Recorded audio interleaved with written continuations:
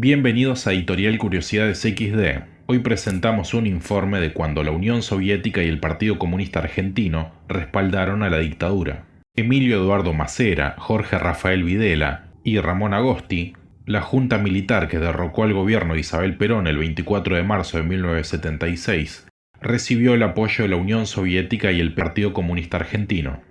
Una misión comercial con 65 funcionarios de la Unión Soviética aterrizó en Buenos Aires a fines de octubre de 1976. El motivo del viaje era que se realizaría una muestra de industria de ese país en el Centro Municipal de Exposiciones de Figueroa Alcorta y Pueyrredón. El evento, planificado antes del golpe militar del 24 de marzo, llevaba el título de Unión Soviética Hoy, y había sido confirmado luego de que la junta militar tomara el poder. A pesar de la oposición de los sectores del ejército más obsesivamente anticomunistas, encabezados por el jefe del cuerpo, Carlos Guillermo Suárez Massón, cuando llegó el momento de la inauguración, ya habían pasado 7 meses desde el derrocamiento del gobierno constitucional, y las violaciones a los derechos humanos en Argentina eran denunciadas por influyentes sectores políticos y periodísticos del mundo occidental. En Estados Unidos, por ejemplo, aunque el gobierno del republicano Gerald Ford apoyaba a la junta militar, la cuestión de los desaparecidos no solo era noticia en los medios, sino que había sido discutida en el Capitolio. La posición de la Unión Soviética con respecto a la dictadura argentina no estaba entonces del todo clara. A diferencia de lo que pasaba con el régimen del vecino Chile, la superpotencia comunista era un fuerte adversario de la dictadura de Augusto Pinochet y había realizado un fuerte gesto político en uno de los ámbitos más visibles mundialmente, el fútbol. Los soviéticos habían negado a presentar a su selección en Santiago en el repechaje de las eliminatorias para el Mundial 74, ya que se pretendía jugar el partido en el Estadio Nacional, salpicado con sangre de patriotas chilenos. Por el boicot, habían perdido la oportunidad de jugar el Mundial de Alemania. Sin embargo, no había habido señales significativas con respecto a la visión soviética sobre el gobierno de Jorge Rafael Videla.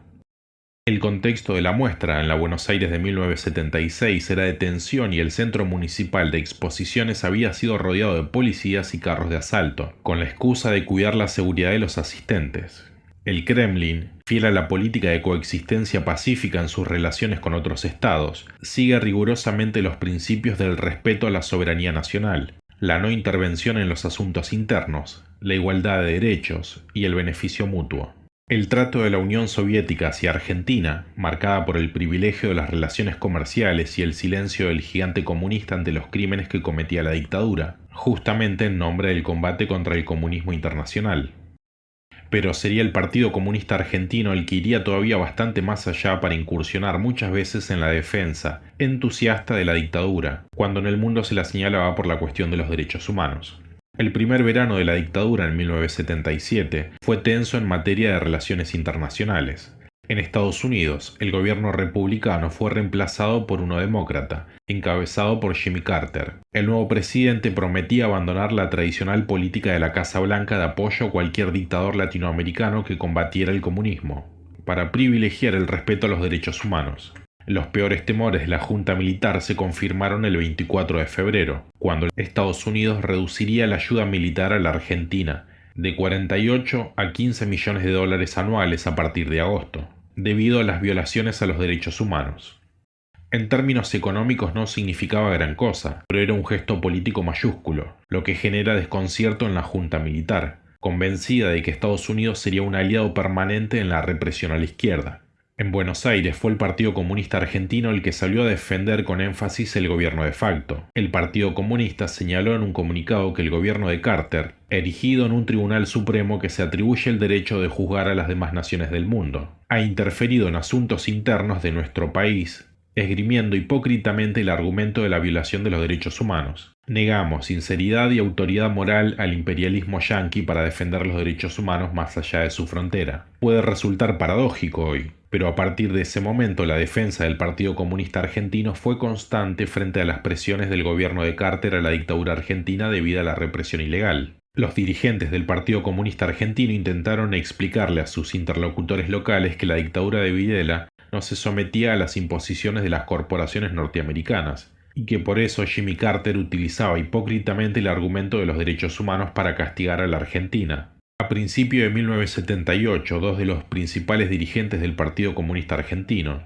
Athos Fava y Fernando Nadra consiguieron visas para viajar a Estados Unidos, que por muchos años no habían permitido el ingreso a su territorio de personas vinculadas al marxismo. Así, Fava y Nadra recorrieron el país del norte durante un par de meses y se entrevistaron con dirigentes políticos, sindicales y sociales, pero prefirieron no hablar de la criminal persecución que tenía lugar en la Argentina, no solo contra la guerrilla, sino también contra militantes de izquierda que no tenían vínculos con la lucha armada. En Estados Unidos, los comunistas argentinos también insistieron en que había que preservar el gobierno de Videla, para evitar que en el país se instalara el pinochetismo. Pinochet había sido aislado por buena parte de la comunidad internacional debido a su abierta persecución a la izquierda y a decisiones de alto impacto, como la utilización del Estado Nacional para alojar presos políticos, y en este sentido, el pinochetismo era para el Partido Comunista el sector de las Fuerzas Armadas de Argentina que favorecía una represión sangrienta.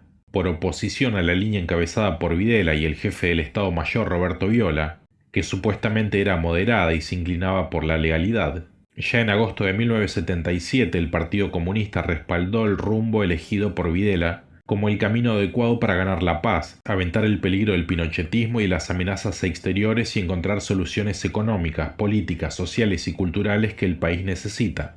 El comunicado, en una época en la que a los partidos políticos le costaba llegar a los medios de comunicación, fue reproducido por el diario La Opinión, en manos de los militares desde el secuestro de su director, Jacobo Timerman, en marzo. Las relaciones económicas florecieron entre la Unión Soviética y la Argentina. Seguramente explican mucho de este apoyo. En 1981 las exportaciones a la Unión Soviética se acercarían a los 3.000 millones de dólares anuales, casi un tercio del total que Argentina vendía en el mundo.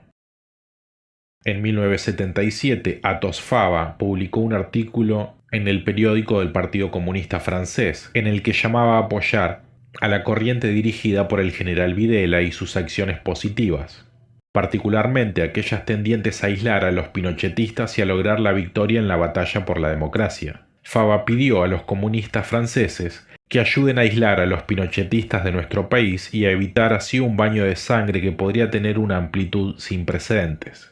Efectivamente, el historiador y economista Mario Rapoport señaló que la Unión Soviética, que era el país número 33 en el ranking de compradores de carne argentina en 1978, pasó al segundo lugar en 1979 y al primero entre 1980 y 1982. También en granos la Unión Soviética se convirtió en destino principal de las exportaciones argentinas. Las compras y el silencio soviético ante las violaciones a los derechos humanos serían pagadas en 1980, cuando la Junta Militar se negó a sumar a Argentina el embargo de cereales dispuesto por Estados Unidos contra Moscú, el castigo por la invasión a Afganistán del año anterior.